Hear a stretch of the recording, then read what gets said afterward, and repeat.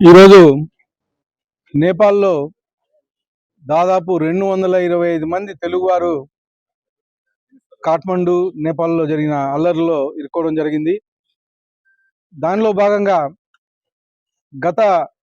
2 రోజుల నుంచి మా ముఖ్యమంత్రి నారా చంద్రబాబు నాయుడు గారి ఆదేశాలతో మా యువ నాయకుడు గౌరవ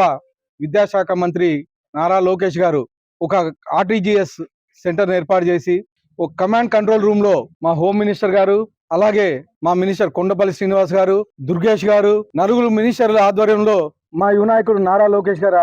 నాయకత్వంలో ఈ నేపాల్లో చిక్కున్న తెలుగు వారందరినీ తీసుకొని రావడం జరిగింది. నిన్నటి రోజున కాఠ్మండు నుంచి ఒక స్పెషల్ ఫ్లైట్ వేసి దాదాపు 145 మంది తెలుగు వారిని కాఠ్మండు నుంచి విశాఖపట్నంలో దాదాపు విశాఖపట్నం పరిసర ప్రాంత వాసులు దాదాపు 144 మందిని,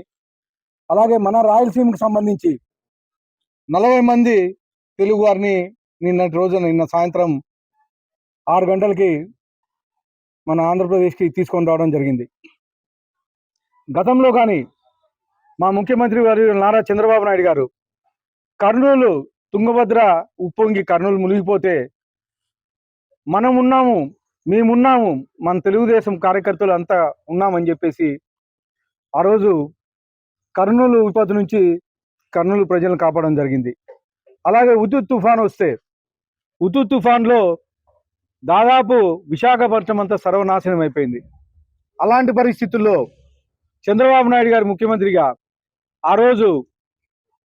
మొత్తం యంత్రాంగాన్ని అలాగే కార్యకర్తలనే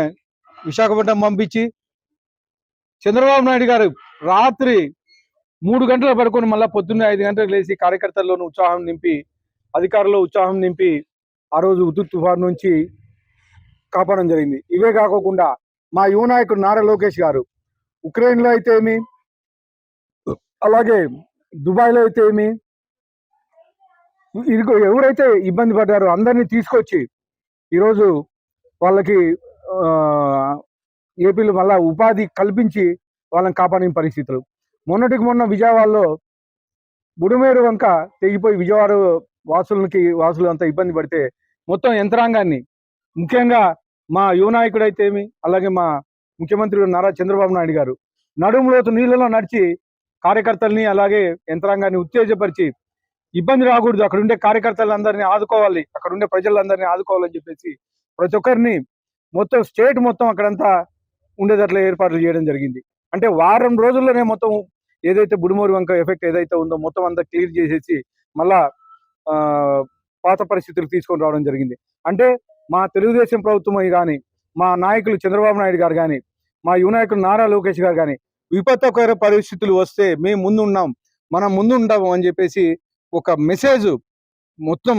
భారతదేశానికే పంపించడం జరుగుతూ ఉంది. అలాగే 2 రోజుల కిందట నిన్న లేక మొన్న అనంతపూర్లో అంతా ప్రోగ్రాం పెట్టుకొని, అంటే ఎన్డీఏ కూటమిలో ఫస్ట్ ప్రోగ్రాం భారీ సక్సెస్ చేయాలని చెప్పేసి దాదాపు 4-5 లక్షల మంది స్వచ్ఛందంగా తరలి వచ్చినా కానీ అంత ప్రోగ్రాం పెట్టుకొని కానీ మా యువ నాయకుడు నాకు మన రాష్ట్ర ప్రజలే ముఖ్యం అని చెప్పేసి ఆ ప్రోగ్రాం కానీ అటెండ్ అవ్వకుండా మొత్తం యంత్రాంగాన్ని అమరావతిలో పర్యవేక్షిస్తూ 225 మంది ఎవరైతే తెలుగు వాళ్ళు ఉన్నారో వాళ్ళందరినీ కాపాడడం జరిగింది. ముఖ్యంగా నిన్న